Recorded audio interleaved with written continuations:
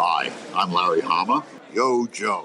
So let me get this right. It's just it's the sharpshooter's grace gives me just a straight +2 on any ranged attacks that I'm 30 feet away from, right?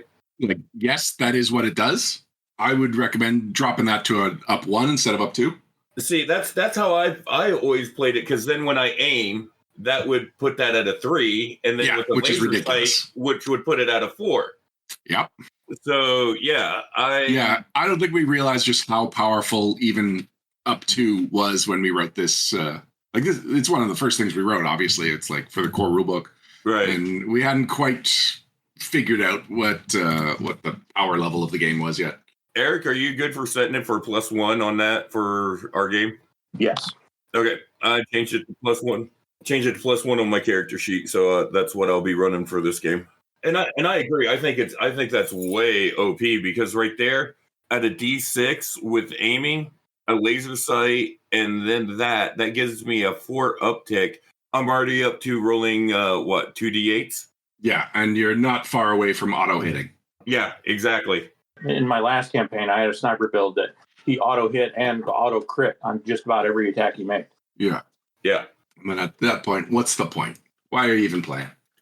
This is G.I. Joe. You're supposed to miss like half the shots anyway, right? Right? Like 80% of them, I would think. There you go. Only Imperial Stormtroopers are so accurate with their fire. Was my experience that the players always want the super ultra long range weapons, and then they always end up in knife fights anyway. Go to extreme lengths to get the 3,000 yard rifle, and then I'm slugging it out in melee or with pistols. That's because usually players can't plan very well. It's probably something else we could have done to counter the sniper build, just to make you completely vulnerable when you're sniping. Because, if somebody sneaks up on you with a sniper rifle and you're looking through the scope, you have no idea what's immediately behind you. Which is why sniper teams are always 2 people. Well, we don't want that either. We just want them to go away. The Army's a 2-man team, Marines a 1-man team. Ooh, well, I'm sure the Marines would tell you that 1 Marine is worth 2 Army men, so...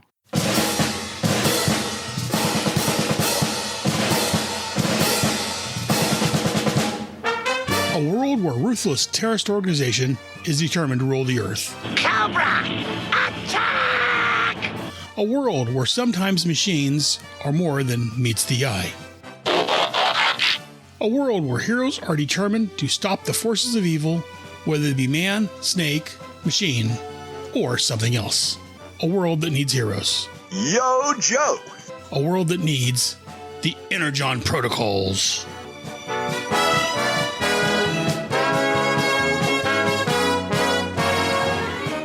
We're glossing over the requisition phase. Can I open my present, though? Yes.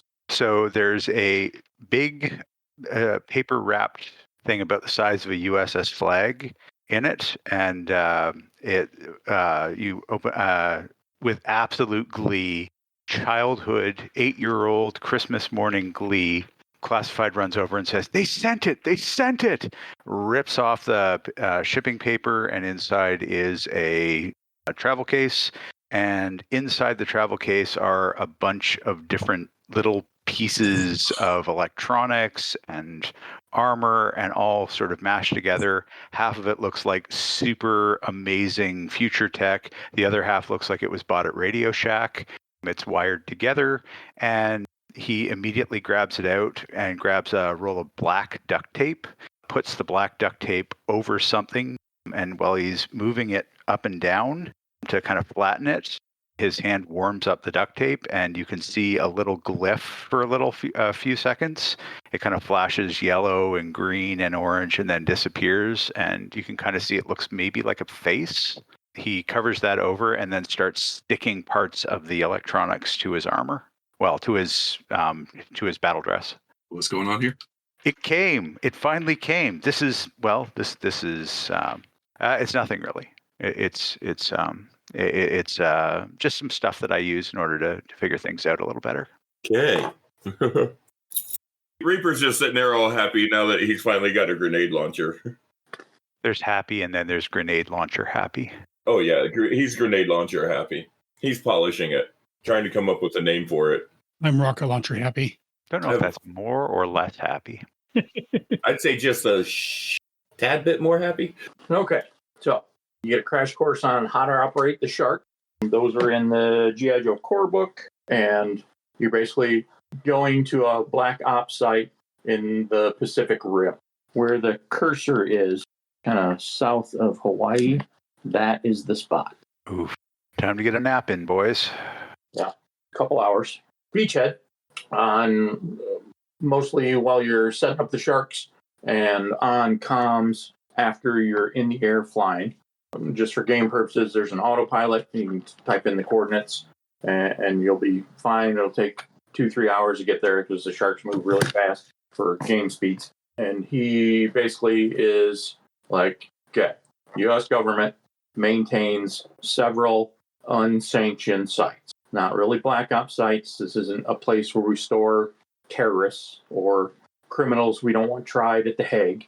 This is operations that are best kept from the public eye. This site, the natives call Skull Island. We've maintained a small military presence on this island for observation and potential containment. And I don't know quite how to say these words, but the predominant reason that we keep military figures on this site is because of excessively sized fauna. These aliens too? Not that we know of, but research is very primitive and still ongoing. So they're not our giant fauna. When you say giant, what are we talking about here? Like 10 foot, 12 foot? The 300. It's a lot of feet. Right.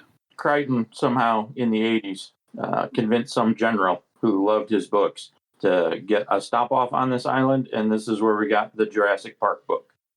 Now we're going there? Yes. Because the crew on site sent out a distress signal before all communications were cut off. Oh, lovely. Doesn't really seem like our wheelhouse. Reaper, are you prepped for, I don't know, what kit do you use for dinosaur bites? Body bag? we should take a few of those with us off the plane then. That'll be great for morale. I mean, if it's a Tyrannosaurus Rex and it bites you, I'm not sure I'm going to be able to do a whole lot to help you. I'm only human. All right, so standing order, folks. Don't get eaten by the dinosaurs. I'm going to pet my rocket launcher. That's what I'm here for. Well, that's going to be one. Even if you do get bit, it'll be a bad case of indigestion for the dinosaur. Beachhead, I got a question for you. Yes, sir. What was the nature of the communication being cut off? Was it like static and then radio silence, or was it like, dinosaurs and then silence? Static and then radio silence. Okay. So it could have been a jammer, not something destroying their satellite dish. Correct. And we are still experiencing phenomena that may be jamming, but it's rather sophisticated and beyond our capability to counter. So, and there's also a possibility, and you'll see when you get there, that it could be a natural phenomenon. See when we get there. Wonderful. Do we have any reason to believe those giant robot aliens that you talked about the last time have anything to do with this? No immediate reason, but the site also does have some unexplained ruins of a technological nature. Right. Okay, now I understand why we're going. Well, that's all you guys did, not me. I'm pretty sure there'll be plenty for you to do. Yeah, I'm still trying to figure out how to stitch a dinosaur. Really big needle. I'm going to need a big needle. Okay. Not quite 2 hours later, you see the potential issue that Beachhead was talking about, because the coordinates where this island is supposed to be appears to be surrounded by a hurricane. Is there any way that I can use my technology skill to modify one of the acoustic torpedoes into something that can send us back a message about what's inside the hurricane? Yes. All right. So let's make it a technology roll. I'm going to penalize you a downshift because you can't actually touch the torpedo. So all of your adjustments have to be software, basically. Excellent. D12 stays at home. All right. That is a 15 with a crit on the 6. Nice. Okay. So, yeah, it's not really a hurricane. It's not spinning. it's moving like slowly in a circular direction, but it's not spinning. It's like it feels more, you're not a meteorologist. It feels more just like the storm. It's like some sort of super tropical storm that's always here. Interesting. So that storm's not going to stop anytime soon. So we'd best fly around it. I pass on to the team anything that I can discern from the size, shape, winds, all of the sort of stuff that the torpedo feeds back to me. Yeah. I, too, am not a meteorologist, but can't we go up and over and then thread the eye of the needle? Or eye of the storm? Does it have an eye of the storm? Or we are in sharks. We could submerge and go under the storm. I assume the torpedo goes down once it flies to the air and gives us information about that. Is it telling us anything about torpidity in the water? About what in the water? I'm sorry. That was a joke. But how rough is the water underneath the storm? It's choppy for a little ways, but 40, 50 feet down, it smooths out considerably. All right. Well, if we can go 50 feet down, I've never flown in one of these flying coffins before, but You're thinking Voltron. This is gijoe. Not sure what you mean by that, but okay. Let's go under the water. Anyone know if how far these things are rated to going under the water? All of it. Oh. To the bottom of it. All right then. Well, luckily there is a bottom of this, so I don't know. Let's pop underneath the water and see if we can find a safe way in. Okay. I'm going to need one either driving or technology roll just for drama. Oh, thanks. The two things I have absolutely no skill points in. Does have an autopilot feature that can lend assistance on driving. So you can roll, if you engage the autopilot, you can have a driving of a D6. With a D6. Okay. Oh, and that's right, because, well, we don't have that because we're not Joes. I was going to say we're qualified in all Joe vehicles, but we're not Joes yet. Well, holy yeehaw! That's a 25 with a crit on the 6. Wait. 20 no crits. And no crits? 18 for Hardman. Good. Okay. Scaffold, once you take a point of damage from being bounced around the cockpit for a little while, simply didn't dive quite low enough, got a little chop. Yeah, I'm a better pilot than a sailor. Yeah. You may not be a meteorologist, but you make a pretty bad meteor. Okay. Reaper's just still sitting in his cockpit, just stunned that he'd done that right and didn't blow up. I jump out of things. I don't drive them. Okay. Once you are clear of the storm, you come up about 100 feet from a beach, and you can take a low sweep. As soon as you're clear of like the storm and any satellite interference that it may be causing, you get a telemetry stream that the shark can read.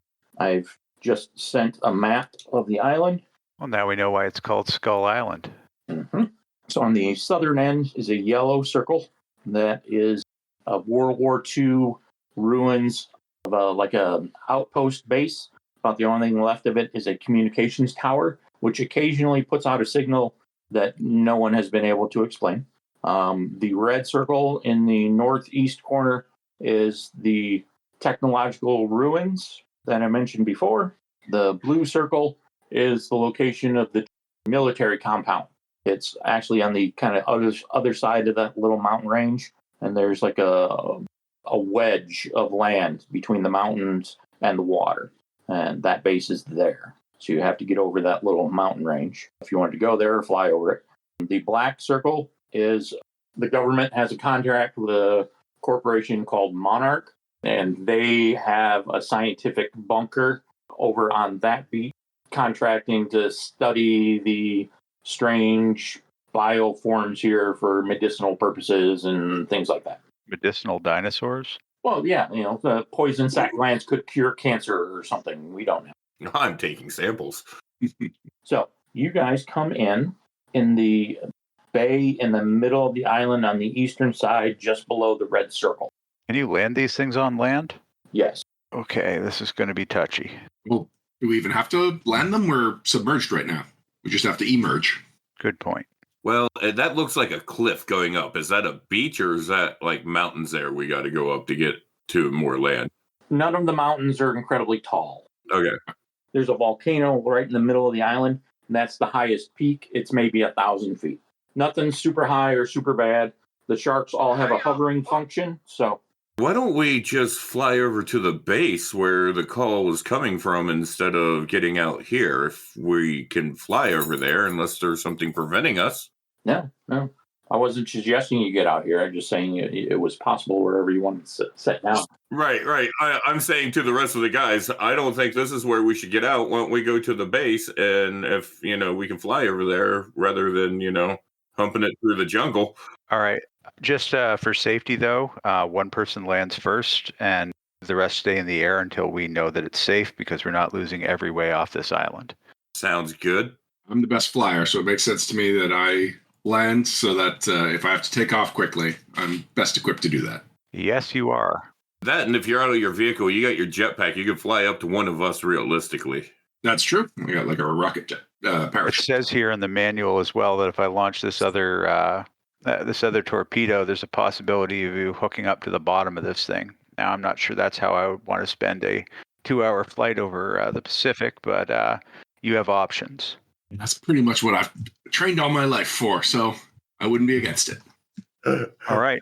Go down, take a look. Let us know what's going on and say what you see. Eric, do you want a driving skill test? Yes, please. Okay, so now that I'm in the air, I am specialized, and I just took the Peerless Pilot general perk, so I also get up 2 on driving skill tests, which brings me up to a D10 when I'm flying. All right, well, I got an 8 on the D8, but a 4 on the D20. All right, I'll take the 12. Yeah, you're not doing any combat maneuvers. It was just for drama. So okay. A 10 is fine. That was a 12. Yeah. So you succeeded in your task. Okay, great. So you're going straight for the Joe base. Yes. Okay. We got scanners or something, right? On the. Oh no, the shark doesn't have scanners. All right. Well, then, can I just look out the window and get an idea what's out there? Yep. Alertness or. All right. Well, I rolled alertness and I got a natural 20 this time. Oh, sweet. Plus my D2, 21. Okay. Well, the first thing you focus in on is the giant alien robot on the roof of the compound. Tell me more. Well, he's about 9 feet tall, made out of various bits of metal, and appears to be prowling around on the roof. Has a laser rifle. Well, you assume it's a laser, it's alien, but some sort of long arm and a pistol, both drawn. Appears to be searching for something, but it's impossible to tell what, because even with the 20, you don't see anything. There's nothing but the... Is he looking up or is he looking down? All over. Not very many scans up into the air, but all over the roof, tree lines. All right, I'm going to circle back, and I'm going to radio and let my teammates know. Yeah, so the rumors are true. Giant robot. Oh, shit. I'm sorry. I've got a bad connection here. I could have sworn you said giant robot. Yeah, so now... I know we're all thinking giant, like 300 feet tall, like the megafauna. No, this guy's like 10 feet tall. So really, giant is relative. He's much bigger than us. All right. I got to ask you a question. It's going to sound insane, but I need you to take this seriously and give me a straight answer on it. Does it have some sort of logo on it, some sort of gang sign or symbol? No, I did not notice. Okay. He had a laser. Well, they all have those. They all have those. That sounds like a fairly common thing for a robot to use. I can do another pass. What am I looking for in terms of these logos? You're looking for, I guess, either a face or with a mouth or a face without a mouth. That matters. That's what I'm looking for. I'm looking for a logo with either a mouth or no mouth. Yeah, it'll look like a head. It'll either have a mouth on it or a no mouth. All right. I'm still hung up on the part of lasers are a common thing for robots. Like this is just an everyday thing. You would expect that if something was a robot, then it would probably use a future technology weapon rather than just sheer bullets, I'm sure. I don't know. Just going by sci-fi movies. Roll a deception check. Ryan, you may roll alertness. focus in on the symbol or some other investigatory skill if you'd like to argue for one? The only thing I can think of is technology, but specifically the thing doesn't have scanners, so I'll just go with the alertness. Okay. Oh, hey, that's 22. No, sorry, 21. Nice. So this time it's a 19 on the D20, but it doesn't. You can't crit on a D2, so never mind. Yeah. I roll a 12 with a crit on the 4 for bluffing, by the way. Okay.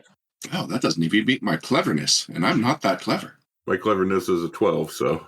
This particular giant alien robot has the face. With or without a mouth? With a mouth. Okay. Classified. We have mouth. Repeat, we have mouth. That is the best possible answer you could have given me. Great. So I'm taking you're familiar with these robots?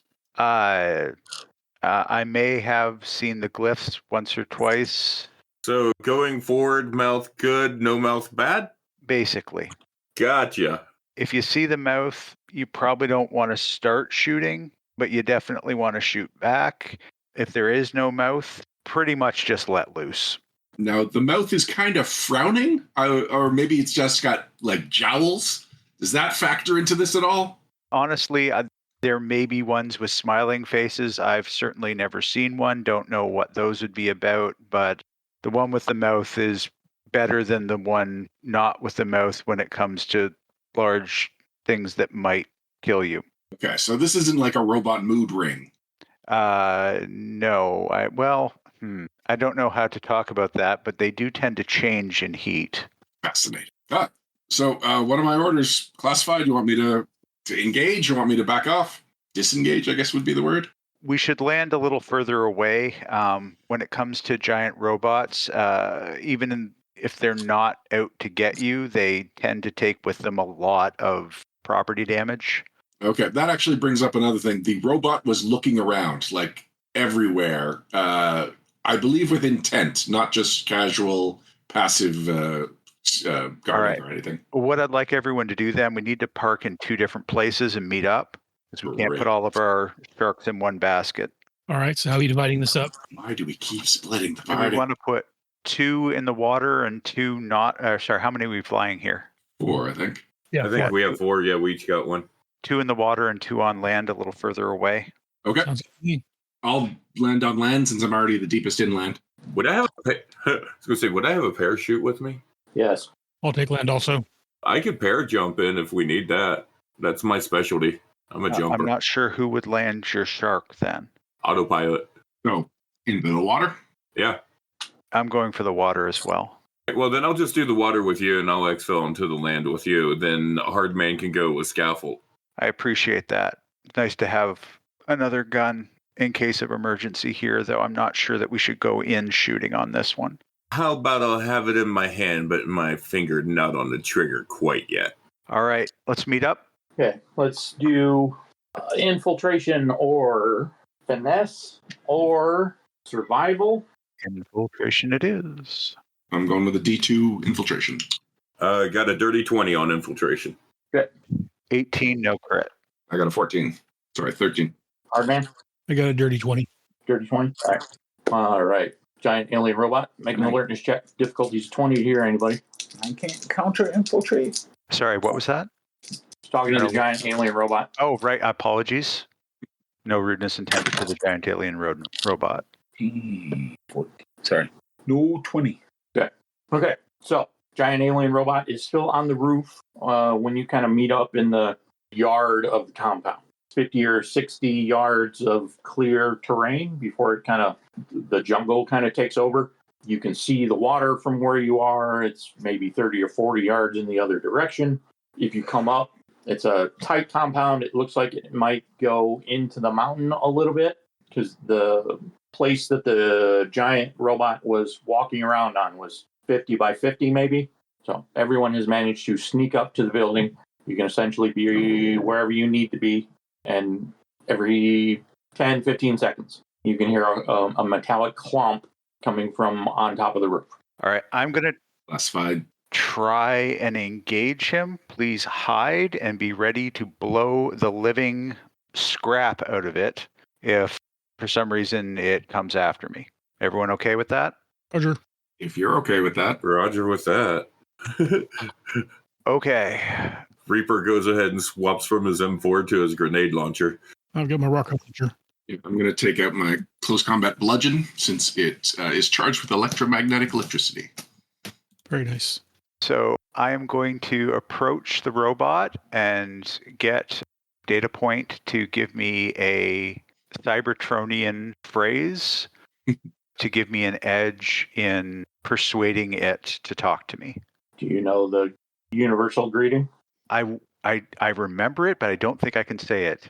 No, Weep grana, weep ninny bong.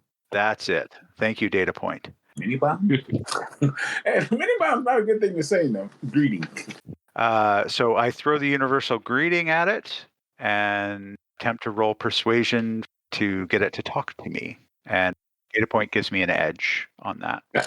Roll out here. Actually, you don't have to roll the persuasion. Okay. You have to do a little role playing. All right. So, Autobot, the universal greeting has been spoken aloud. Take it once he speaks, it's not difficult to see him. No, you just got to look over the edge of the roof. Look down. Why don't you describe yourself, classified?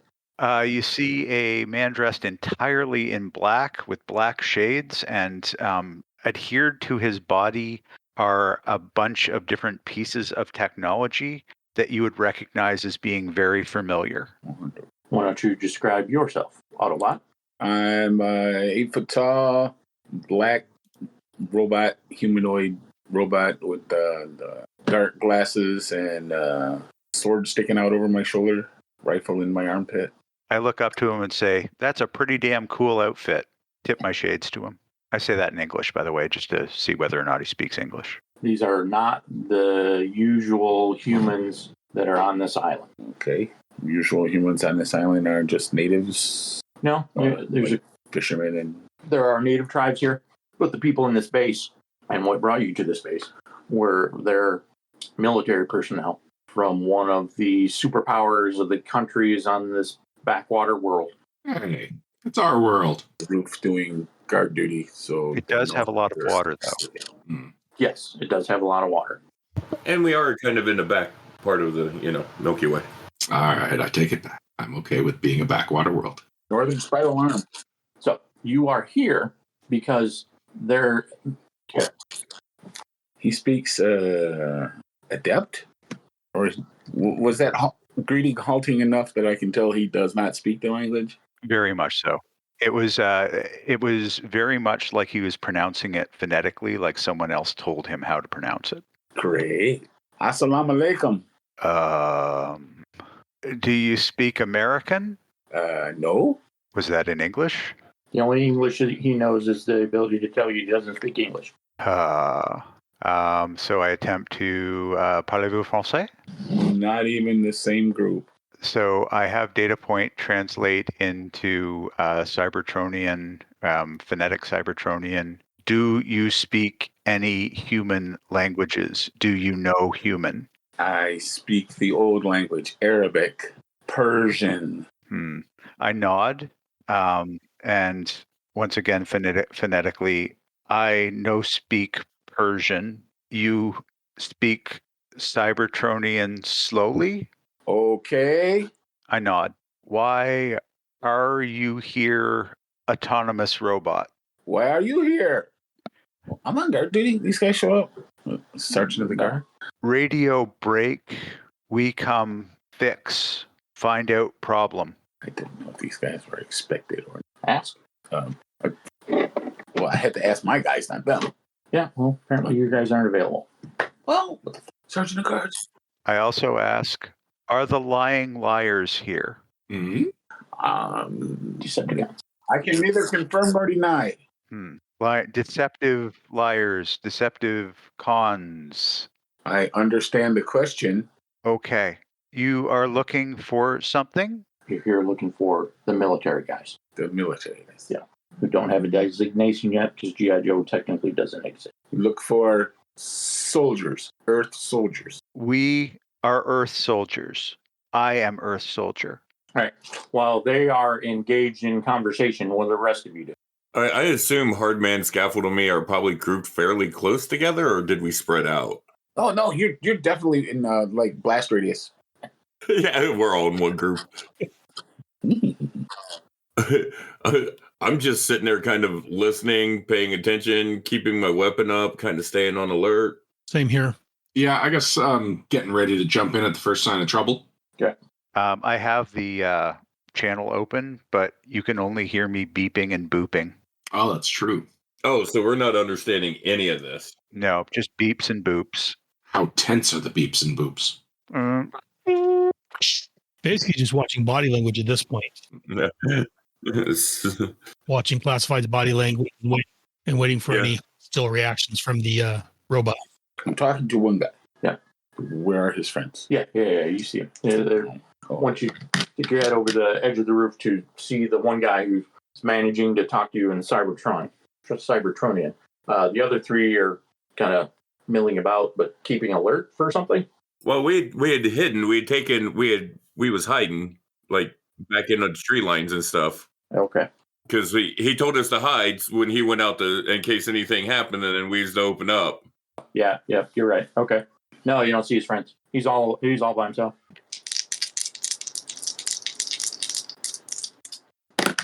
18. No, I mean 20. Sorry. No crit. Okay. I may put my glasses. Should I have 3 languages? Because I have Adept, Earth, and Arabic. Is Earth English? Probably. And am I messing it up? Well, no. Do most people start with 3 languages? It depends on your origin and then your stats. It's one for every 3 points of intelligence, right? Well, again, it depends on the origin. Okay. What's your smarts? 4. Well, under the circumstances, we can make Earth be English. Okay, we'll change that. Yeah. All right. So it takes him a second to download off the Transformer interwebs, but halfway through a sentence in beeping and booping, he switches to English. That ought to make things easier. Yeah. And it is possible there are additional small squishy humans in the tree line, but there's some weird rustling going on, but you don't actually lay eyes on any. Okay. So I'm a soldier from America. Are you looking for us? Yes. Okay. I'm here. What now? Team up, hunt Decepticons, Okay. or find Decepticons. I will introduce you to my friends. They don't know of the autonomous robots yet. They may be surprised. Please do not scare them. They are very well armed. I'm not scary. Not to me. How tall's the tower? The roof that you're standing on, 15 feet high. Hell, that didn't require a super hero landing. Nope. Hop off the building. Okay. What is your designation? I am Johnny 5. Okay, Johnny 5. I am K, Agent K. Are you alone here? I'm not at liberty to divulge that information. You are a bot after my own heart. We'll get along fine. Do you swear by the primes not to do any harm to my friends if they do no harm to you? That is like a level 4 oath on Cybertron. You're surprised he speaks the language, let alone knows anything of the culture. Do I need to spend a story point to have gotten that? I never fuck anybody. Doesn't fuck me. English. All right, then. That I will take as a peaceful intention. All right, guys, come out. Weapons down. Not a hostile. I commit. Weapons down. Yeah, I'll strap my rocket launcher and walk out. Reaper just lets go of his, kind of drops his grenade launcher down off to the side, lets it hang loose from his sling, kind of walks out, hands kind of up, but like ready to go right for his weapons again if he has to. Yep. Welcome, gentlemen, to your first alien sighting. All right. This probably needs a little bit of background. This is designation Johnny 5. He's an autonomous robot. It's shortened to Autobot. There are 2 kinds that we've determined here. There are the autonomous robots and the lying liars, or the Decepticons. And I'll let you figure out which ones are the bad guys. The ones with no mouths. The ones with deception in their name. You said it, John Cena. You would think that they wouldn't be right on the nose like that, calling themselves that, but there they are. I'm sure that's not what they call themselves. Means something else to them. Okay.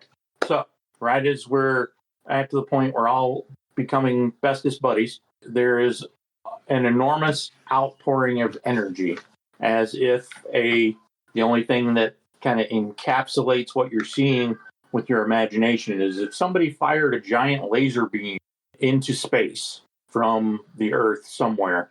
It appears to be coming a couple of miles north of where the island is. So beyond the storm, and it should be ocean because it's almost 2,000 miles from where you're standing to Hawaii, which is basically the next body north of you. But somewhere in between there, and pretty close to the island, like I said, you wouldn't even be able to see it if it wasn't 3, 4, 5 miles away. But the beam goes all the way into space, so it curves a little weird when you're watching it. But it's a giant blue beam. It pierces the cloud and just disrupts them and hangs out like that for 30 or 40 seconds. Was that you guys? No. We don't have any planetary defense systems. I don't even know about fucking what the heck. Reaper looks back, classified, goes, "Was that you guys?" Generally, we save the giant space beams for Act 3. Well, just wait. I don't know what that thing is. Okay. The Transformer can make a regular technology roll. Classified can make a technology roll with 2 downshifts. Ooh, got it. 20 with a crit on the 6. Oh, jeez. What'd you get? 3. 3. Okay. All right, classified. You have seen, if not the thing, then the color before when you were at the other place, whose name shall not be named. It's a bridge. It's a... Oh, shit. Yeah. Oh, no. They go through space. I'm going to freeze up. Bridge, like Rainbow Bridge? The minute he tenses and freezes up, I grab a hold of my rifle and pull it up. I'm like, "What's wrong?" Yep, I'm grabbing my rocket launcher and looking around. I've seen this before. I take it this isn't good. This is not a good. So in Cybertronian, I tell Johnny 5 who controls the space bridge now. You didn't know about space bridge. Stasis just woke up. Still waiting. Updates. Patch hasn't come through. Okay. Okay. I need everyone to freeze for a moment in your shock and paranoia, and I need you to make a brawn or finesse or survival roll. Okay. So I am not. Sorry, I would roll with a snag on all of those. Okay. So I'm choosing to roll with a snag on brawn, and it is something I know nothing about. So I roll a fail as part of my specialist skill. Okay. The positive thing is that once per encounter, I gain an edge on technology-based checks. But right now, I fail because I am. This is my nightmare. Oh, and only until this next thing happens. What everybody else gets? 14 brawn. 13 brawn. Carbon got a 19 for whichever survival. Okay. 23 with a crit on a 20. Nice. Oh, that's so much better than the last one. Okay. Anyone who scored less than a 13 falls to the ground as the island experiences about a 6.0 earthquake. It goes on for a long time, 20 or 30 seconds. And just to throw out, all of you will have bingo on your shit I didn't expect to see today bingo cards, because up near the volcano, so south of your position, there seems to be a mountain range forming by this earthquake. Rocks and spikes and things are driving straight up into the air until eventually you hear this sound.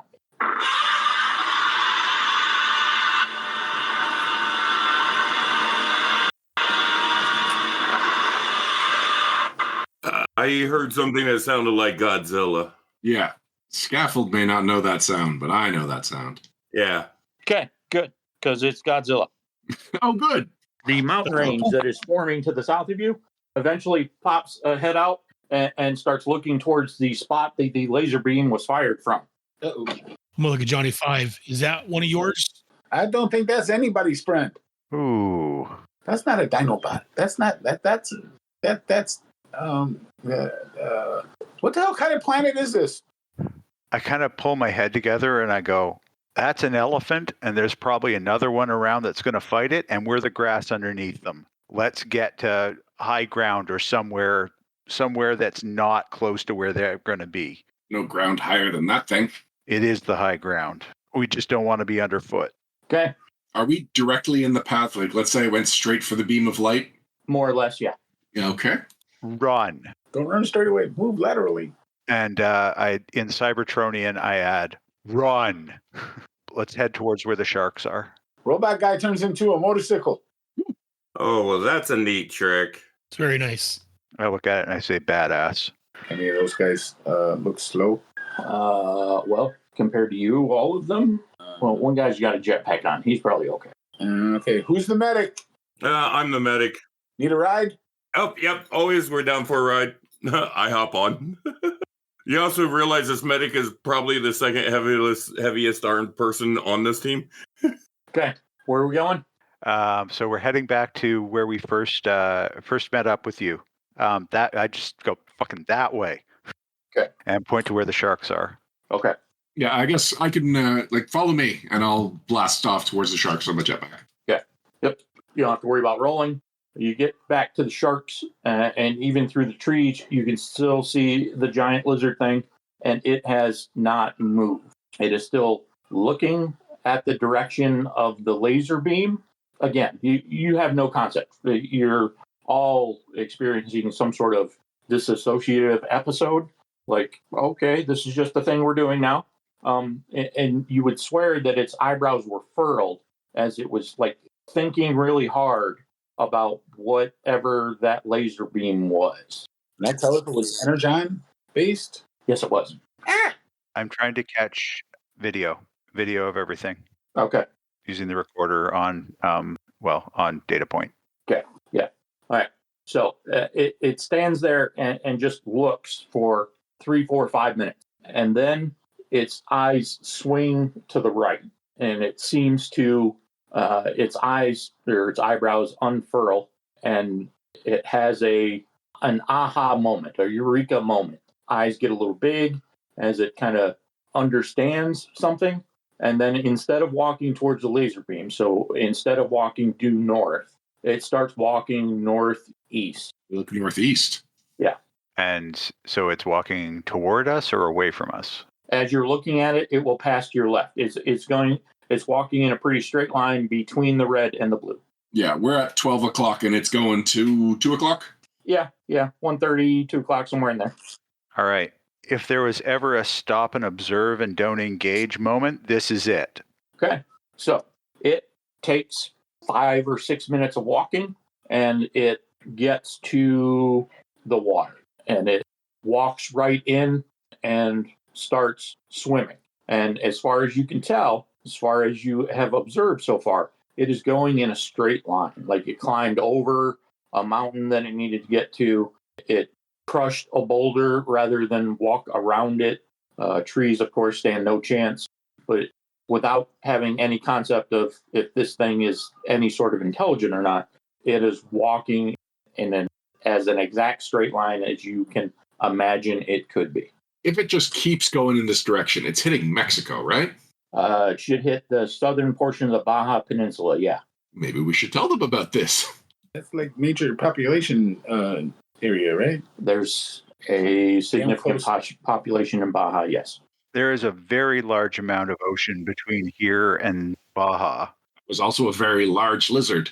We have some time before we start telling people about giant lizards, because I'm reasonably sure that if we called up the Baja police and said, "Oh, giant lizard coming," they probably wouldn't have a plan in place. And once they stopped laughing, maybe we should call Beachhead and let him know. Yeah, this is probably a good chance to report in. Give him a call. Tell him what you see. I want to. I'm going to try and get a little bit closer, so before it hits the water, or has it hit the water? Yes. Okay. Then delay that. Give him a call. Tell him what we've just seen. He loves these little phone calls. He says nothing during your quick 45-second debriefing, and you can hear him sigh, and then he says, I quit. Okay, so we're not calling Baja. You guys need to stop it. Oh, Yeah, I don't expect that you can kill it, and any sort of portable nuke that we have is probably 3 or 4 hours minimum from your position, assuming I don't get locked up for insubordination as soon as I start spouting this story to anyone that could give me a nuke. I upload the video to him. Yeah,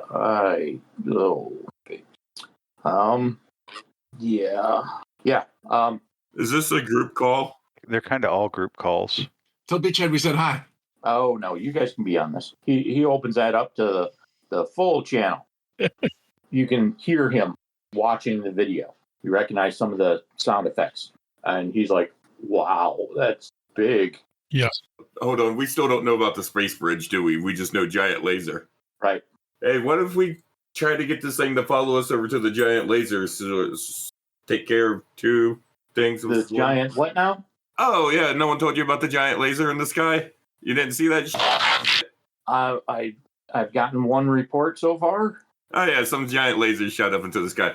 Guys, what are we supposed to do against this thing? So an enormous energy transfer of extraterrestrial origin has made landfall. This is a known phenomenon. However, it is not considered a good phenomenon. It is a transportation device. What? Can we spin that somewhere?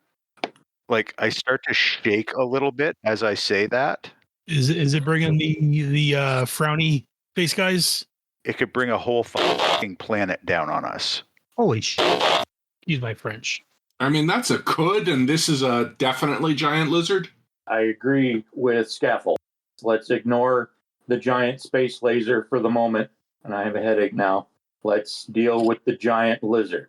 Try being the boots on the ground in this situation. What are we supposed to do here? I don't think our little torpedoes are going to do much. I don't think the Missouri would do much. I like the idea of trying to lead it over to the giant space laser, and if more of these robots come out, they can fight it, like someone suggested. You know, that's not the worst idea. If you've got two problems, maybe you have one solution. Yes. All right, so how do we do this, folks? Do we lead them in with the shark? These sharks don't seem a whole lot tough compared to a giant swimming lizard, but they're the only thing that we've got that can catch up with it other than Scaffold. Classified. Why don't we? Yeah. I was going to say, why don't we land and you and me swap sharks? You take my shark because you've already fired missiles. Okay. Let me take yours. I will hang back. If anyone goes down, I will be pick up and recovery. Got it. You guys use these because I can't fly these things for shit. So how about I see whether or not I can get it to follow a torpedo? Go for it.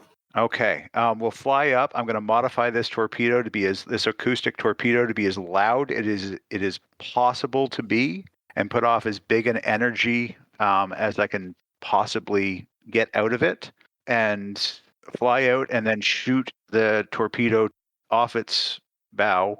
The only thing I can think of to describe this thing as is a boat, and towards the giant space laser. Okay. You want it to give up energy? Can I give them the 1 EG battery, the 1 Energon battery? Yes. You think this could be useful? What is it? They give you an Energon battery. To you, it looks like... I almost die. Yeah, that's true. You've probably seen one before. So yeah. I almost die. For the uneducated, it's about a cube that is about 1.5 feet cubed. So 1.5 feet on every side. Looks like a giant D6 with a handle on top of it. When the transformer puts it in Classified's hand, Classified dips. It's very heavy. This one cube probably weighs 50 or 60 pounds, and he seems giddy about it for some reason. We don't need all of this. You probably can't spare this much. Sure I can. Wow. So I pour it into the torpedo, because I believe it's liquid, is it not? Like it comes out as liquid when out of the battery? Basically, yeah. Okay. I also pour a little bit into a connector on my armor. Okay. Just like a handful. of the whole thing, but it's enough. And then I go, thank you. That was incredible. Okay, I'm going to fly up here. Maybe that. I turn to Scaffold and I say, will you be my wingman? Sure. All right. You tell me what you need me to do, and I'll figure out how to do it. If this thing pops up and reacts badly to the torpedo, shoot it in the back of the head. Like, what's reacting well to a torpedo? Well, following it as opposed to turning around and attacking the thing that shot it. I'm not trying to hit it. I'm trying to get it to follow the energy. Yeah, okay. I turn to Johnny Five and just like kind of look at him like he just gave me a pile of gold. And then I hop in and we head out. Okay. All right. I need to make your torpedo reprogramming roll. Whoop, whoop, whoop, whoop, whoop. What should the rest of us do? Classified. Stay on the line with Beachhead and let him get further orders if I don't make it. Roger. Okay. Data point will give me an edge. Okay. On the technology roll, which is a natural 20 with a crit on the 6 and a crit on the 4. If ever there was a time. So triple crit. Nice. So 26 with a triple crit. Yeah. Okay. I don't think I could. Well, I could have rolled higher, but that was awesome. Yeah. So describe what you want it to do specifically. So it is going to make an incredibly loud, ear-shrieking, cracking noise that moves sonically out underwater as per kind of it is an acoustic torpedo. So just supercharging those speakers and then allowing the Energon inside of it to radiate as much as possible without it leaking out, and using the Energon to power it, extend its range on to get underneath the space laser, which is what we're calling it now. Yeah. Okay. So you see the wake when it hits the water, a little white streak, and you can almost see the pulse waves going through the water. And it does. It sounds off, even underwater, and probably a mile or two away by now. It still stings all of your ears. Not enough to deafen you, but to put that little ringing in the back of your ear when you stand too close to a speaker at a concert. So, and then after it goes out for another half mile or a mile or so, it starts turning from the northeast, heading more north and by a smidge northwest to line up with where the space laser is. And the big giant lizard guy moves. He turns and follows. Okay. I was only half expecting that to work. I want options. What can we do here now that we've got it moving in the right direction? I don't know if there is a right direction. It's a giant lizard. You know, in all my special forces training, this never came across as one of our possible scenarios. You know, terrorist organizations, yes. Bomb threats, yes. Mass casualty, yes. Giant freaking lizard, dinosaur thing, no. If it helps, think of it as a big... How about commandeering a ship? Yeah, think of it as a big hostile boat. Yeah, we need more people. That bridge thing, is it a two-way street or is it just one way? Is something coming or can we send that thing through that? It's amazing. I don't know. So GM's preference, what do I remember from the first time that we opened the space bridge? Like, do I remember what we were doing? The experience you have with the space bridge is actually limited, classified, because it lasted long enough for you to understand what it was doing, but the mechanics weren't there. Yeah, I don't even think it was my project. I think I just saw what was on the other side of it. Yeah, and it was like a 5-second glimpse, and then it shorted out every computer that was attached to that project because the space bridge wasn't fueled by Energon. Yeah, I don't know how to make it work. I don't even have the faintest idea. I suspect, like all the things that come from this planet, it uses the energy that was in that battery, but I think it uses a lot more than what we put into the torpedo. Right. And I turn to Johnny Five and say, any thoughts? Do you know how to operate using the Cybertronian word for space bridge? You're not a programmer. I'm a scout. I'm not a tech. It's advanced Cybertronian technology. He could probably turn it on, but he doesn't think he could program it for a new location. D2. Well, I think the only thing that we can do is get to that side of the island and take a look and see if we can collect more intel. Everyone okay with that? Yep. Pretty much along for the ride. I'm gonna start flying that way. Any idea is a good idea at this point. Feel free to spout off. This is a crazy situation, so no idea is too crazy to consider. Commandeer a battleship. And I'm relaying all this to Beachhead. I mean, if we get this thing to this laser, is there enough energy in that laser if this thing like attacks it that they'll just take each other out? Problem solved. If you've got two problems, you might have one solution. Or if we get this thing on top of that laser, attack it, blow it up, and take them both out? I don't know, but let's get into place to see it. Maybe the battleship idea is not a terrible idea. I mean, there's still a fleet in Hawaii, isn't there? Yep. Like it's the whole The Pacific Fleet. Yeah. You guys still have a Headquartered there? GG. I say it's time to be firing up the Pacific Fleet right now and getting them moving this way fast. I'm not sure what to tell them though, because there is no way that we can divulge this. Okay. Well- Well, I've got good news. Oh, good. The USS Henry Harrison is in the Pacific Ocean right now. It is an aircraft carrier. It has 3 support vessels, and it is 150 miles away from here. Good start. Well, I say we need that support ASAP. If they're that close, is there any chance they know about this island? Unknown. Your inclination is doubtful because of the storm and the designation of the island is like a blackout site. And just to add a wrinkle, okay, you have telemetry. You know where this ship is. It is 150 miles away from you right this second. But you have to go past the space laser and away from the giant lizard in order to get to it. But not to radio it. But that could also help in drawing the lizard towards the laser. All right, what's the team think? Do we call into the... I feel like none of us have the juice to get a carrier moved. I mean, every time they turn direction on those things, it takes an oil tanker. So do we call this into Beachhead and see if he can get some juice on this? I mean, it's our chain of command. We're just the boots in the field. All right, call it up to him. Okay. Basically on the line and has heard you. And he was calling them about the time you said have Beachhead call them. You can hear him mumbling in the background. He goes back and forth. He even yells once.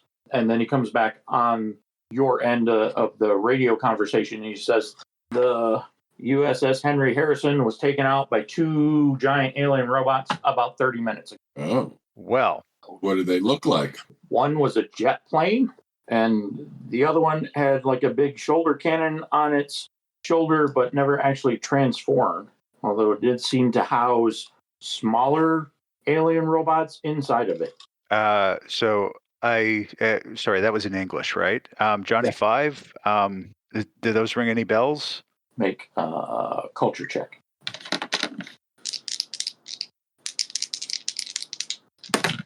5. Nope, doesn't recognize them. Well, given that they attacked and sunk a boat, I'm going to assume bad guys. They're probably lying liars then. All right, well, the torpedo's probably gotten closer to or under the space laser. You're about 1.5 miles short. Okay, Big giant lizard caught up to it and ate it. I did not foresee that. All right, So this thing just ate a torpedo, and that's the most damage that we have. well, it's not that it just ate a torpedo. It just ate a torpedo full of enough energy to power a city for about 45 minutes. Yeah, this is way above my pay grade. I look at Johnny 5 and I go, any thoughts? Anyone you can bring in on this? Apparently not. It'd have to be like an NPC or something. No one I can think of right now. I'm currently operating in the wind. Well, we thank you for your help getting us this far. All right. Well, we either take action or we watch it happen to us. Let's get in the sharks and see if we can get over top of this thing and see if we can lead it towards this giant space laser. Is there any way that I can hook up? I turn to Johnny 5. I go, you can't fly on your own, can you? No.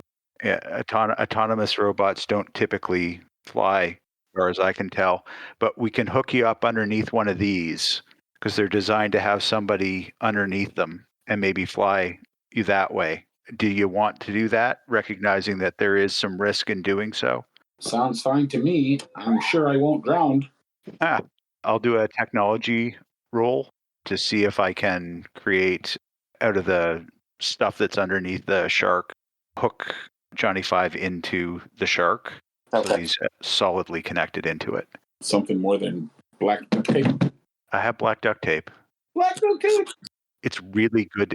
It's not duct tape. It's 100-mile-an-hour tape. Big difference. You don't have any 550 cord? What kind of commando are you? An office one. All right, make your technology roll. Okay, and I'll get assistance from data point on that. Sure. 14 is better. 14 and 9 gives me a 21. No crits. Okay. Yeah, it's fairly simple modification. He has a couple of loose connectors. He can disengage himself, or you can push a button in the cockpit. Oh, I got all fancy there. Yep. All right. I turn to Scaffold and say, do you mind flying this one? Yeah, that makes sense. It becomes an interplanetary international incident if we screw this up. Well, I don't want that to happen. I have a feeling if we screw this up, none of us are going to be alive to worry about it. There are things that are more important than our lives, and this is probably going to end up being one of them. Sounds like 2 or 3 of them. If you got 3 problems, maybe you have one solution. In interplanet incident, yeah, the least of our problems at this point. All right, let's go piss off a giant lizard. Yay! Never thought that's what I'd be doing when I woke up today, but all right. Okay, we hop in and we fly towards the giant lizards and the giant space laser in the normal way. Let's do one driving check just for the drama. I roll with a snag. 8. Got a 19. Oh, I roll with specialization. 20. 15 with a crit on the 6-sided. All right. So you get up, you engage, you fly towards the giant lizard, who is fortunately fairly easy to see because its 20-foot tall spines are still sticking out of the water like some 500-foot long shark. And what you don't count on is the tail, which you streak past it, trying to get a closer view or inspiration, maybe a hole in one of its scales. You're grasping for straws at this point. When the tail flicks up and hits classified shark. Wrap. And he goes in the water. Is there any time for Scaffold to help me before I crash? Because it's literally what he does. Yeah, but I'm the one piloting the shark, so... Right. Sploosh. Yeah. All right. Damage on me hitting the water? Just take one, and I'm not worried about you getting loose. I mean, you can eject. I'm not super worried about you drowning per se, although you are carrying a lot of gear. And it's not particularly light either. So how messed up is the shark? Is there any way I can attempt to fix it to maybe not to a level of flying, but a level of floating? Make a technology check. The cabin seems to be intact. It's more all the tubing and wiring that are sprouting leaks that you got to worry about. But let's see if we can take care of that. Okie dokie. And edge from data point on technology. Okay. That is a 20 with a crit on the 8. Yeah, you're fine. Pop right up to the top, steal a page from Pacific Rim, and the green dye smoke stuff starts filling the water, so you're easy to spot. Ooh, well, that was a close one. So is his shark functional or is he loose in the water? He's loose in the water. All right. At that point in time, Reaper's going to do what he does. I'm diving in to get him. We have, these are 2 crew. So I should be able to get down, pop the hatch, and him get in. Okay. Make a drive check. With the autopilot, you still got a D6 if you don't have enough driving. Yep. It's a 19. Oh, yeah, you're fine. I smacked my head and realized that there was an autopilot that I'd completely forgotten about. Yeah. Okay. So you're back in the air? Yep. I come down, pick him up, and then as soon as he's in there, we're gone. Getting altitude to get away from that tail, to stay away from this thing. Okay. And it's still relatively moving forward. And it's been a little while, and the space laser fired for 30, maybe 40 seconds. Again? No, it only fired the one time. Oh, So okay. you're going on a complete guess as to where it is. But the giant lizard appears to be kind of circling a particular point, which should be somewhere in the area of where you think the space laser came from. Well, boss man, what do you say? Well, I can't go underwater, but you folks can. Maybe time to look and see what the thing was sending to us. You're in my shark with me now. I picked you up. Oh, I can physically fit in the... Yeah, I guess they have 2 seats, don't they? Yeah. Yeah. It's a little tight with the drone, but yeah, it's fine. Okay. Let's go underwater. Give it as much range as you can, and the sucker has a tail that goes way in the air in any other direction, so we've got to avoid that. But let's go underwater and see what's going on here, because these things, they're designed to move something from one place to another, and so let's see what the other is. All right, so I'm going to dive on his command. I got a 16 on my driving roll. All right, cool. Hardman and Scaffold, what are you doing? I'm following along, Yeah, same.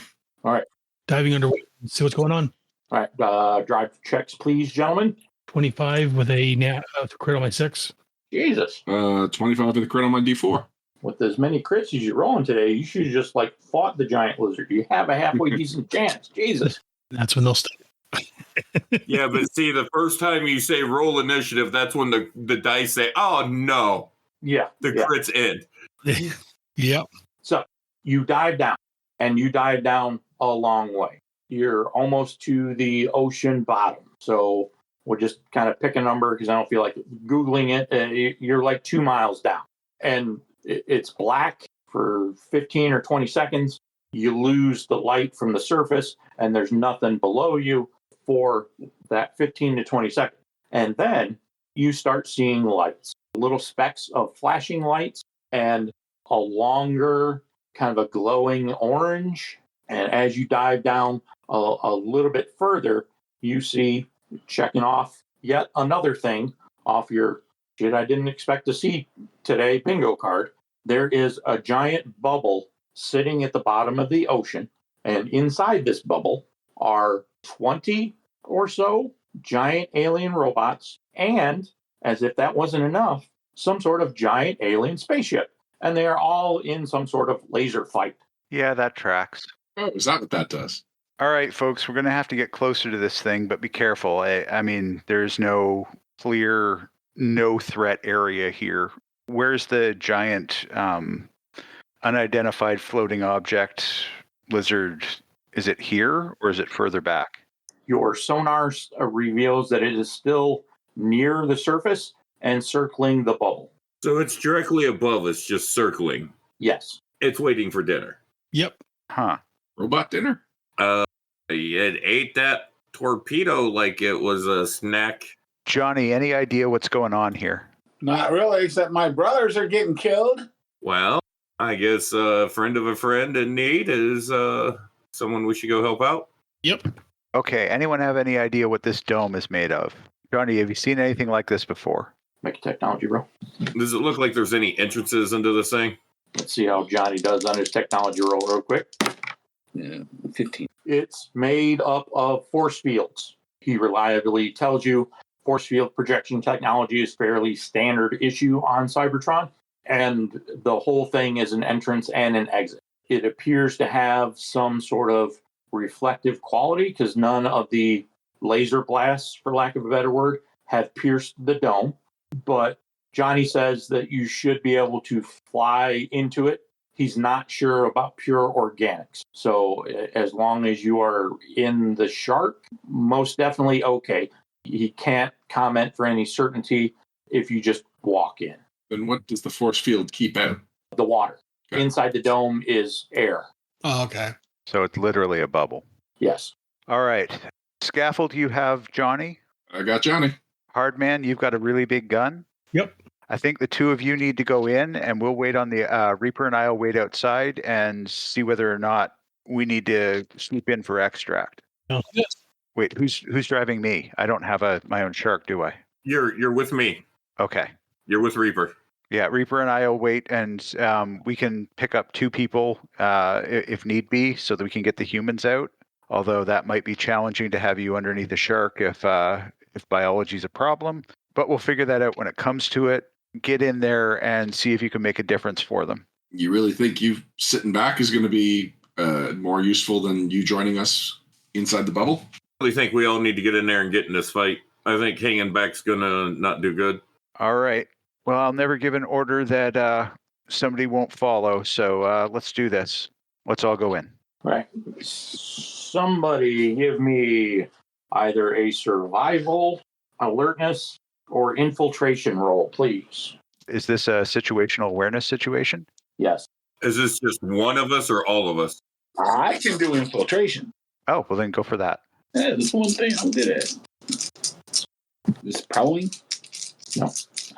So I just rolled the biggest one. Biggest die in the 20, yeah. So much for that. 9. Just one of us or all of us roll it?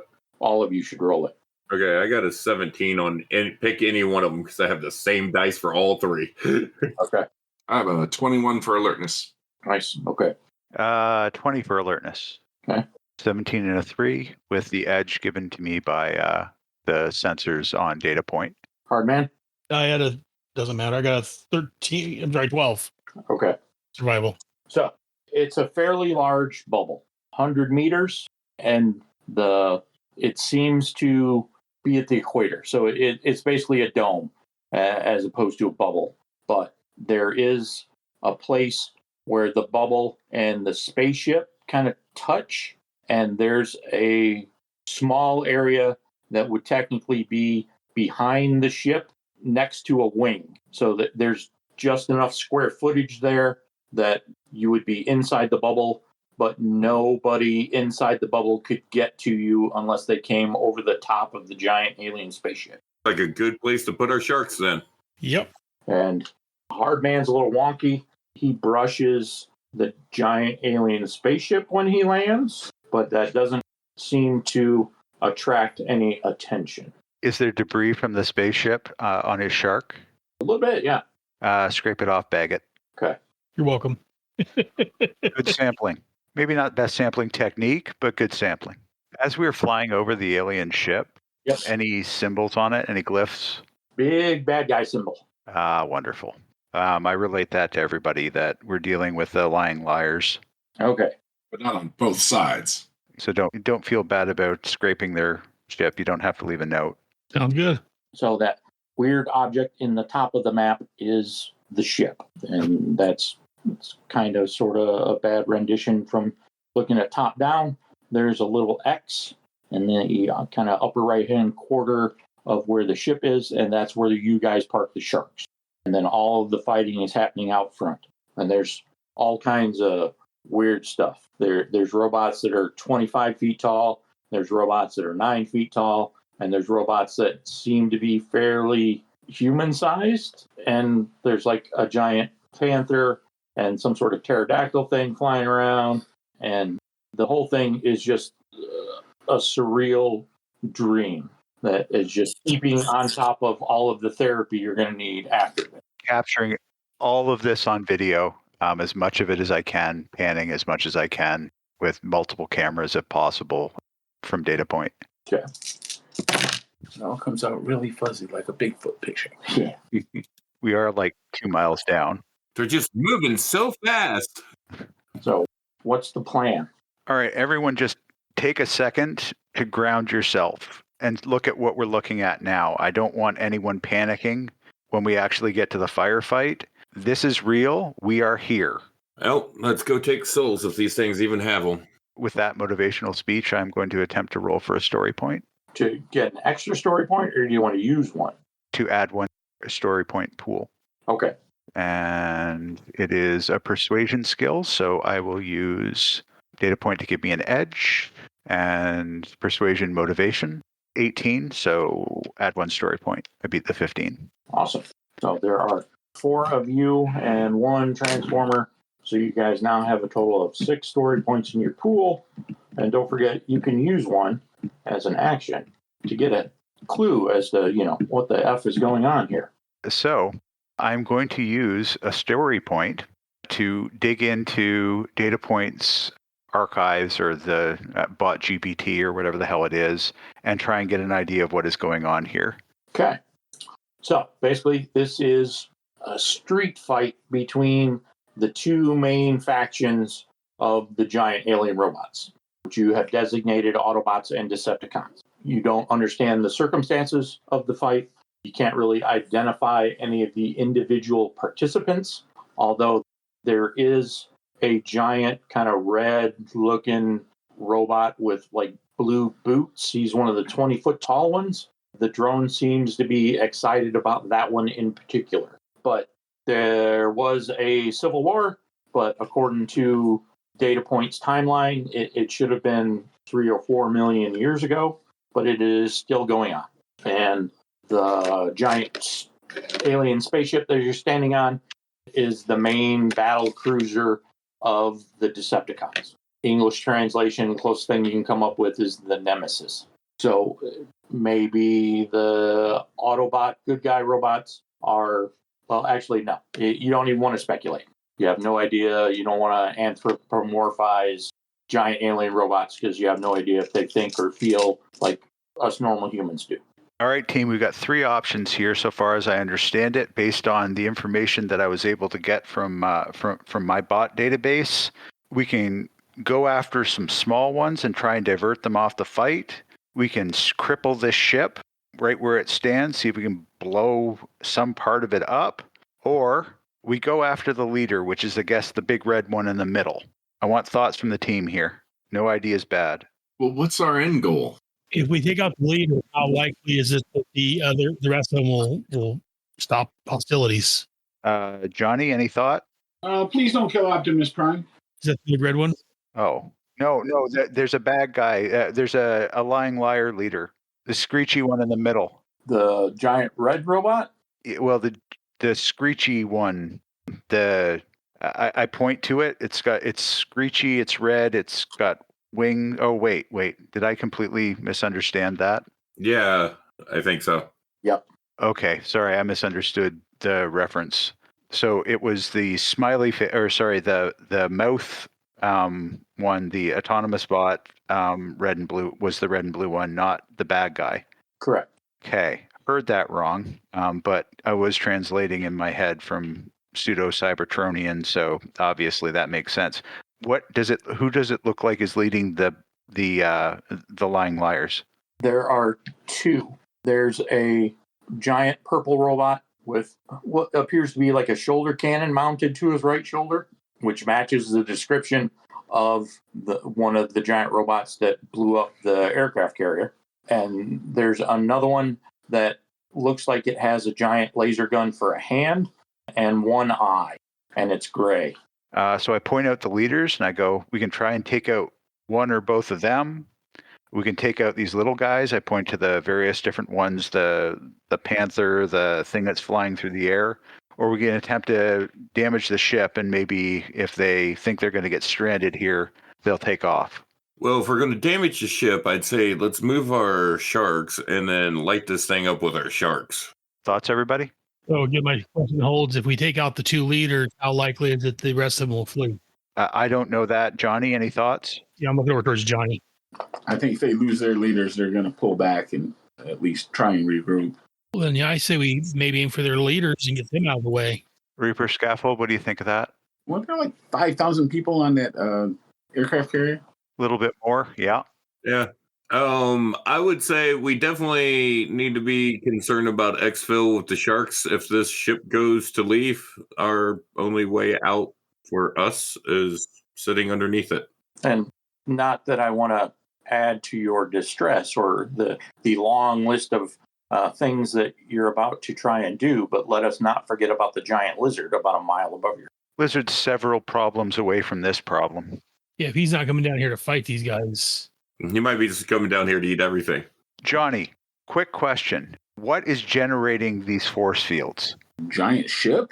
So if we can take out whatever's causing the giant force fields, there's nothing holding back the giant lizard from joining the fight. I don't think the force field would stop him. Can he breathe underwater? Is that maybe why he hasn't came down here yet? We are pretty low. I'm going to look over at Classified. You seem to know more about this than the rest of us. I don't know about this.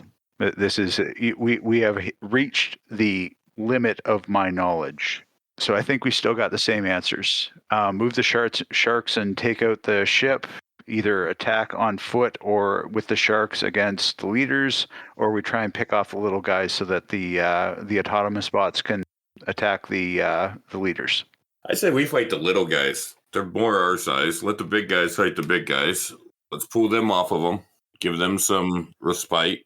Going to do that in sharks, or are we going to do that on foot? Because we got a lot of options if we do it on foot.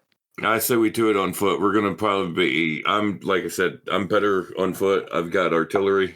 I know Hardman's got artillery. We're probably better on foot. Yeah, sounds good. All right. Scaffold might be better in a shark. I'm also better when I got a little more flexibility with my jetpack. Well, then I say let's ditch the sharks for now. Hope they stay safe and do this. All right. Time has come, gentlemen. Parabellum. Let's go to war. Woohoo! So I assume we're going to roll initiative? Yep. Okay. Got to get tough. Every one of my allies, including, I believe, Johnny, gains one temporary health. Okay. And everybody gets an edge to their first attack. Nice. I have a 9. 13. 14 for Hardman. I have a 13, and my drone has a 15. My drone has an 8. Well, does your drone have independence protocol? It does not have independence protocol, so it moves with me and on my action only. Yeah, exactly. And what was your initiative again, Class 5? Mine was a 13. I just want to make sure I have these numbers right before we kind of get into it. Class 5 got a 13. Hardman got a 13. Reaper got a 9. Johnny 5 got a 9. Scaffold got a 13 and a 15 for the drone. Yep. Okay. Bad guys got a 17. Good guys got a 21. That was a 14 for Hardman. 14 for Hardman. All right. Thank you. All right. Good guy robots. Mouth robots. Things are happening. Pew, pew, pew. Lots of laser sounds. And now that you're in the dome, in the air, the noise is like 3 times any other battlefield you've ever set foot on. Because there's, giant robots with their crushing weight, jumping and twisting and shooting lasers bigger than your face. Sounds like a Michael Bay movie. Yeah, exactly. Except comic book Transformers a little bit more well armored and don't splinter into various metallic pieces when you look at them funny. But let's see if we can fix that. Yeah. Okay. So speaking of, alien bird robot thing spots you. And a mouth robot who's mostly white with red accents sees the bird thing, follows the line of sight, and sees somebody. Or maybe the fin of a shark or something. Also is aware that you're there. And both of them are heading towards you. Just, I don't know if this is out of metagaming or anything. Just in case that is Ratchet, I am wearing my medic patches on my arm, so he might recognize that as a universal medical symbol. It is not universal. It's not even exclusive to Earth. And purely comic book timeline, Ratchet has been on Earth and awake for a little bit less than a month. So don't bet money on that. Okay, I was just wondering because I know, like, on his Cybertronian stuff, they always put the same symbols on him. Yeah. So I was figuring that was a Cybertronian thing, too. Yeah, because he transforms into an angel. Scaffold, your drone. Well, my drone, because he rolled higher than me in initiative, he does his attack protocol and will target the nearest of the little guys that we're attacking. So I guess the bird? Yep. All right, so that is firing his directed laser rifle. Oh, wait, is the bird within 75 feet? Yes. Okay. 19 to hit. That hits. All right, bird takes 1 damage. 1 laser damage. All right. Hardman. I saw him hit the bird, so I'm going to aim with my rocket launcher at the bird also. Okay. I'm going to aim, using an upshift. Yep. And, very nice. 15 and, 23, and it's a crit on the 8. Oh, jeez. Okay. So that does 2 sharp damage. Nice. All right. Scaffold and Classified both have 13s. You guys can Rochambeau for who goes first. I'll let him go first. Okay. How far away is the bird? Still closing in. You see like missiles pop up out of its wing joints close to its body. So it's probably 50 feet now. 50. That's a little further than I wanted him to be. So I will fly over and I will blast it with my jet exhaust, which means I'm rolling specialized on this attack. No chance I get more than one target with this attack, right? Correct. All right. So unfortunately, that's only a 13, but if it hits, it's a crit. It does not hit. So can it hear me from where it is? Most likely. Although you'll have to shout because it is pretty noisy in here. All right. So getting the Cybertronian from data point, I am going to attempt to outwit it, to stun it with a deception check. So deception bluffing with data point giving me an edge. Target is, it doesn't say what the target is. So I guess they would roll against it for outwit. Just go ahead and roll. You have to overcome his willpower or his... Got it. Yeah. Okay, 17 plus 6 is 23 with a crit on the 6. Yeah. All right. What do you want him to do? Okay, so with a crit, he's stunned for 2 turns. Okay. So yeah, he's just now computing. You're 2 miles down on the ocean floor, and you have appeared without the air suits that the rest of the humans are fond of, and it's just blowing his mind. So he pulls up, and despite the fact that his wings are still flapping, there's kind of like little jet engines going on, and he's hovering in place. I say to him, "We're impervious to all." After 13 or the 9s, Reaper and Hardman, you're up. Hardman, go first. I'll follow up. That way I'm always taking care of anyone who goes down. I went at 14. Are we back to the beginning again? Oh, I think I'm with the Autobot. Yep, Johnny. My bad. No problem. I got confused for a second. Did I miss something? Did I fall asleep? Johnny can go ahead and go first, and then I'll follow after Johnny. Okay. Okay, well, the stupid pterodactyl gonna pause in midair, make it easy. Aim and blast him. Okay. What does the aim do? 1 upshift to your targeting. So go to the next higher die. But who's the one I'm upshifting? Correct. And 21. Yeah. Okay. 1 shot. Got him. Did we roll our first attack? What was that, as specialized or with edge? Oh, right. We were supposed to have an edge. Yeah, you had an edge to your first attack. I forgot to add mine. Good hit. Okay, Reaper. This thing's still sitting there. It's not down. Correct. I'm gonna, because scaffold's near this thing, right? He flew up near it. Yeah, I'm within a 15-foot blast of it. Okay, I am not going to use the grenade launcher. I'm going to grab a hold of my M4 because I hadn't pulled my rifle yet, which one I was going to use yet. I'm going to pull my M4 up as a free action because it's on a sling, and I'm going to aim at this thing and take a shot. And that's a 26 to hit. Yeah, that'll do it. And that will be 2 damage. Okay. You blow off one of its wings. It seems incredibly in pain and does not like this, and slowly kind of tumbles to the ground. And right about then, the big giant white alien robot comes over a piece of machinery from the big giant spaceship and says, "How the hell did you guys get down here?" Sharks. The fish? No, the ships. Does this guy have a face or no face? He has a face. Okay. In the mouth. Yeah. Hi, Mouth. It's our ships. They're behind us. We need to make sure they don't get blown up. A Mario or what? Because that's how we get out here. Don't blow up the sharks. Okay. I'm trying to understand why you're here.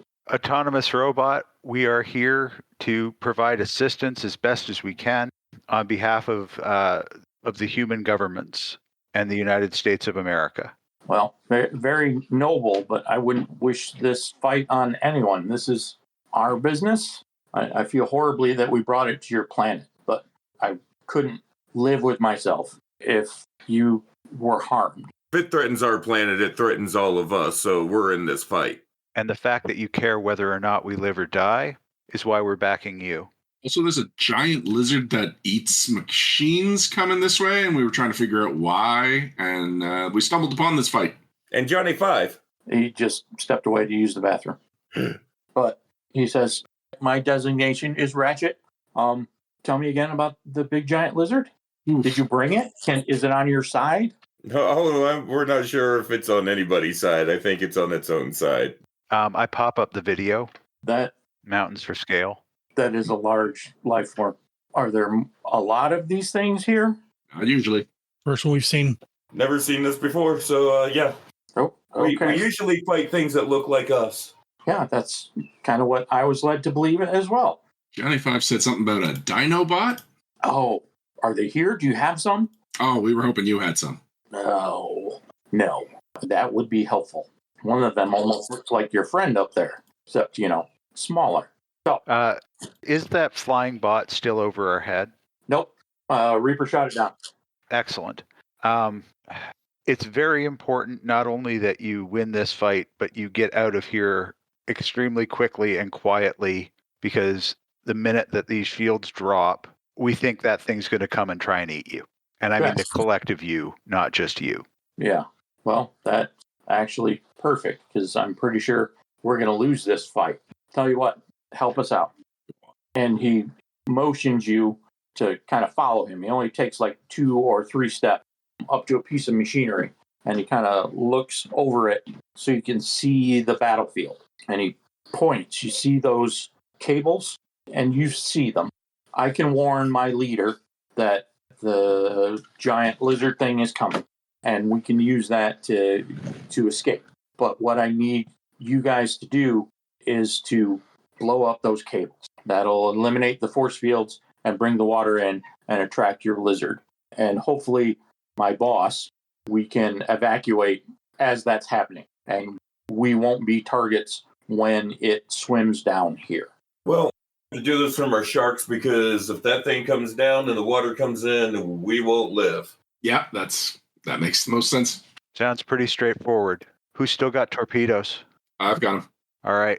Let's get up there. Let's hit it with all we've got, and then get out of here before we're giant lizarded. Does that sound like a good plan, everyone? Yep. And remember, we all have cannons on our sharks too, not just the torpedoes. The torpedoes are the better option. Yeah.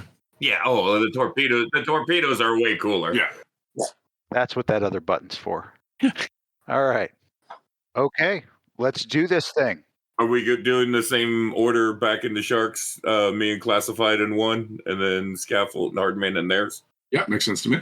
And what are we doing, Johnny 5? Johnny 5. Johnny, you want to stick here, or do you want to go underneath the shark and add your laser to our torpedoes? You think you can pilot like that? I can shoot from underneath, I suppose. No, you'll be with scaffold again. So Alrighty then. Wait, so if I have Johnny 5, do I still have my torpedoes? mine was the one that had the torpedoes, I think. So we should probably swap sharks around. Yeah. So Johnny, you can come with us because there's two of us on it anyway. So we'll pile into the one with Johnny and no torpedoes. And Scaffold, you should be dropping the torpedoes. You're the one that does this for a living. That's what I was thinking. Although this specifically is not what I do for a living. It is now. Is now, yeah. Yeah, fair enough. You want both of us torpedo it? Or do you think just one's fine? Oh, no, both unload. We get no refund for bringing them back. That's what I thought. Making sure. All right, let's do this. Ratchet, I nod to him and say in Cybertronian, by the primes, we will get this done. I hope to see you again under less stressful circumstances, humans. It'd be hard to see us again under more stressful ones. Indeed. I mean, you say that. God, I hope not. My rate is way up. All right, we head back to our Sharks. sharks. Yep. All right. So pilots will make the targeting roll. Co-pilots can assist. Johnny 5 will get an independent shot. You have to do 2 points of damage to a cable to break it, and there are 4. Am I just piloting since Johnny 5's doing the shot on ours? No. You can both take a shot. Your co-pilot will roll for assisting. Or Okay. And so we're rolling for targeting then? yes. Okay. My targeting roll? With an edge. Oh, I've got an edge with... I already rolled one attack, though.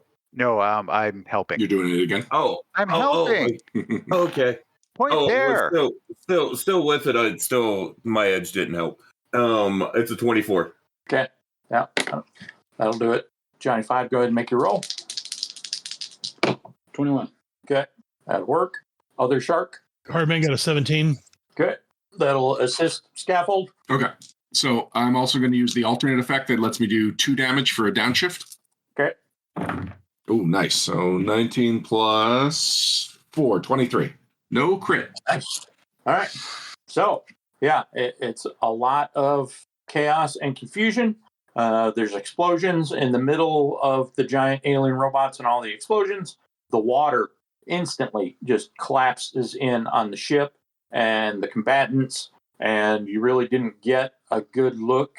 It's hard for you to identify an Autobot past 5 paces anyway, so you don't know what their status is. The shockwave from the explosions and the implosion of the force field and, 2 miles worth of water collapsing down, and also coincidentally right as the big giant lizard decided that this was his moment, and you lose everything in a mini tsunami whirlpool of chaos and exploded jet fuel. It takes you for a few minutes kind of get back to right. Scaffold, you're pretty sure you went up about a 300 or 400 yards upside down and backwards at one point. Sounds good. Yeah, at least you're going in the right direction. Better than going down. Yeah. So you guys eventually breach the surface, and it's just you. It's just the Joes. Johnny 5 is gone. Oh, no. He has been ripped off the hard points that he was grafted to. Damn it. And what's the immediate action or reaction? Last fight, do we go for Johnny? Do we have any ways to open up comms to him? Johnny 5, are you alive? Nice. I had to. Yeah. Yeah, that was good. If it weren't like the end of the game, I'd give you a story point for that. That was really good. I've been dying to use that line all night. No, we've got to get out of here. If we go back for him, we could end up being eaten by a giant lizard, and he's got his people down there. They're going to be really pissed if we get ourselves killed doing that. So let's go. We've done everything we can. What's the status of the lizard guy? No one comes to the surface. You don't see the giant lizard again. You don't see the giant alien spaceship. You don't see any of the combatants that you would recognize. A couple of maybe little miscellaneous pieces of debris before you leave. And yeah, that's about it. You wait around for a little while and nothing happens. So I say to everyone, now you know the shit that I don't talk about and why I don't talk about this. This is something you can never reveal. Knowing is half the battle. This is something that you can never talk about. In fact, the only place that this ever could have existed is in your own head, and we got to keep it that way. I hope that everyone understands what would happen if this, all of this, pointing to where the sky laser, the lizard, the aliens on the bottom of the sea, robots shooting each other in a civil war on our turf, that's what we've got to keep out of the news and away from the people, because if they ever learned about it, all society would start breaking down. We're not alone in the universe. And the people that are on the other side of that universe, they're not necessarily nice people. And they're a lot more powerful than we are for now. Just keep that all in mind.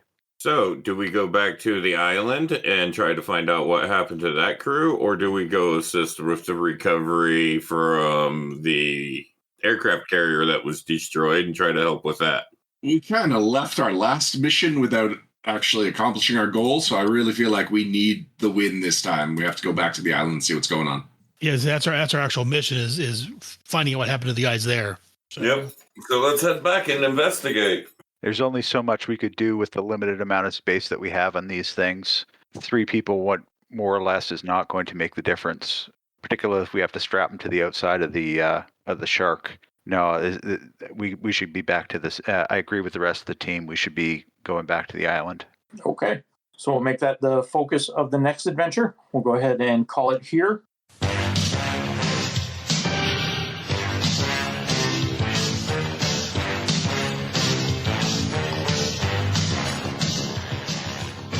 And this has been an episode of the Energon Protocols. The Energon Protocol stars Aaron Moss as Hardman and as Stealth Mode, Eric Ergen as Copper Stout, Ryan Costello as Scaffold and Shoehorn, Joshua McGuire as Reaper and Mongoose, Charles Cushman as Classified and Ghost Town, and starring Eric Smith as the Storyteller. A big thanks to Hasbro, Marvel Comics, Skybound Entertainment, and all the other comic companies for the years of great G.I. Joe resources and stories. And thanks to Renegade Studios and all their employees for their role-playing game. And a big thank you to all you listening to the Energon Protocols. This is a mostly monthly podcast where a handful of geeks get together to play the Renegade Studios role-playing game, G.I. Joe. If you like what you're listening to, check out the role-playing game yourself. Go to renegadestudios.com and check out their fine listing of games. G.I. Joe, Transformers, Power Rangers, and many others. Also, be sure to check out the other shows on my network. My main G.I. Joe show is G.I. Joe, a Real American Headcast, and the brother show, which is Bravo Team, which looks at the G.I. Joe comics, cartoons, and other assorted G.I. Joe goodness over the years. There's also Head Speaks, where I look at anything geek-related. Plus, there are several other shows available at headcast.headspeaks.com. Again, that is headcast.headspeaks.com. And if you like what I'm doing here, head over to patreon.com/headcastnetwork and throw a few bucks in the tin. Greatly appreciated. And be sure to join us here next month for another amazing adventure of the Energon Protocols on the Headcast Network.